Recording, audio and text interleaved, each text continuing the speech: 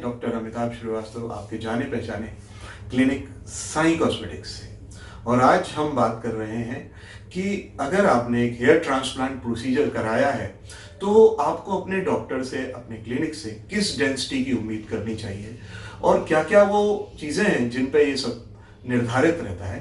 तो सबसे पहला पॉइंट जो हमको समझना चाहिए वो है कि नेचुरल डेंसिटी व्यक्ति के सर में कहाँ से कहाँ तक होती है।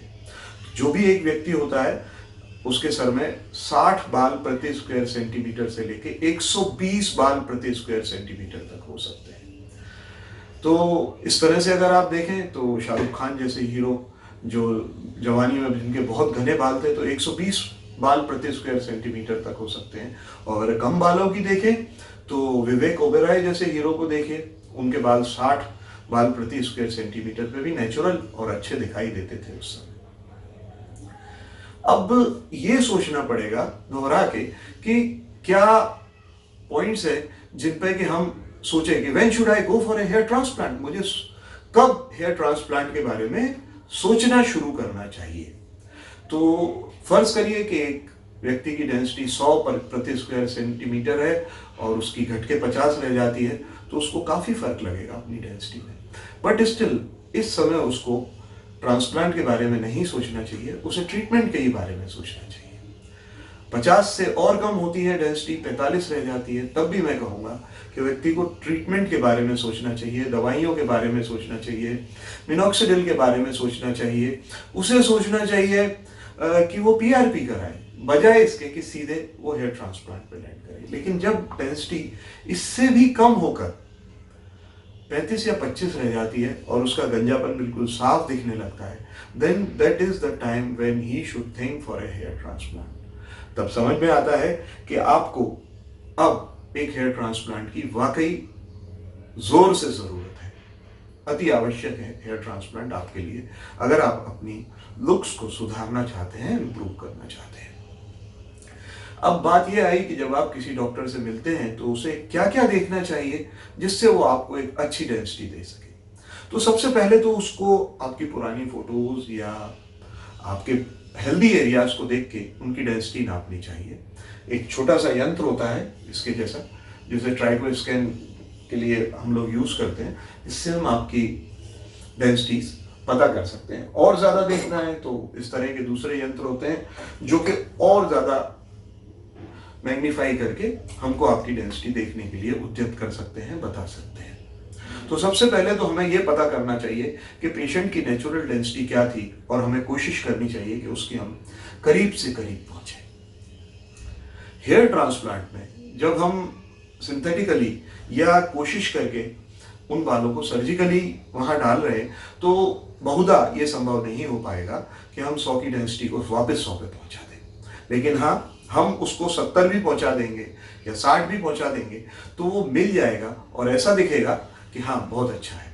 हमें ये भी देखना पड़ेगा कि व्यक्ति के डोनर एरिया पे देने के लिए कितने बाल हैं। ऐसा ना हो कि सर्जन जोश में जरूरत से ज्यादा बाल निकाल जाए और बाद में डोनर एरिया हल्का देखने लगे। इसको तीसरा इन दोनों चीज को रिलेट करने वाला पॉइंट वो ये है कि सर पे कितने बाई कितने सेंटीमीटर का एरिया हमको कवर करना है। अगर हमको ज्यादा बड़ा एरिया कवर करना है तो और डोनर एरिया छोटा है तो उस समय हमें डेंसिटी थोड़ा सा कम पे राजीनामा करना पड़ेगा, उसको मानना पड़ेगा कि नहीं भाई इतना बड़ा एरिया है, हम 50 की डेंसिटी 60 की डेंसिटी देना मुश्किल से संभव हो पाएगा। तो ये सारी चीजें आपको भी ध्यान में रखनी चाहिए और हमको यानी कि डॉक्टर्स को भी ध्यान में रखनी चाहिए।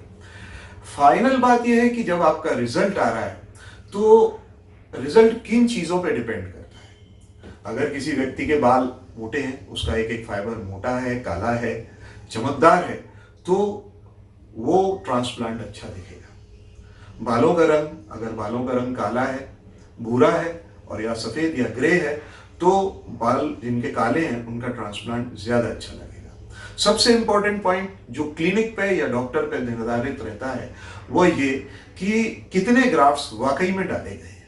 अगर ग्राफ्स गिन के डाले गए हैं, आपको लिख के दिया गया है ग्राफ्स कितने डाले हैं, तो डेफिनेटली वो एक अच्छी बात होगी आपके लिए।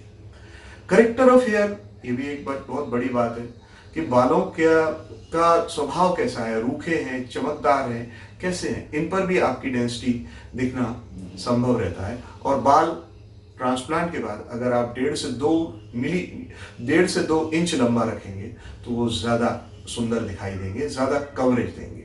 तीसरा एक फाइनल पॉइंट जो मैं बहुत ध्यान रखता हूँ अपने क्लिनिक पे, वो ये है कि बालों का डायरेक्शन क्या दिया हुआ है। बालों का डायरेक्शन 30 से 40 डिग्री स्किन के कोण पे होना चाहिए। अगर स्किन का कोण ऐसा है तो बाल का डायरेक्शन उससे 30 या 40 डिग्री पे होना चाहिए। बाल अगर सर्जन खड़े लगाता है तो वो घने होने के बावजूद भी उतने घने का अपीयरेंस नहीं देते। तो दोस्तों, ये मेरी आज की बातचीत थी आपसे। मैं कहना चाहता हूँ आपसे कि मेरा नंबर है 9822358559। आपके कोई और क्वेश्चन है और मैं उसका जवाब अगर आपको दे सकता हूँ और उससे आपको कोई लाभ हो सकता है तो ज़रूर कॉल करिए मेरे को। This is Sai cosmetics, I am doctor Amitabh Srivastava. Wish you a very happy hair transplant and very happy hair treatments.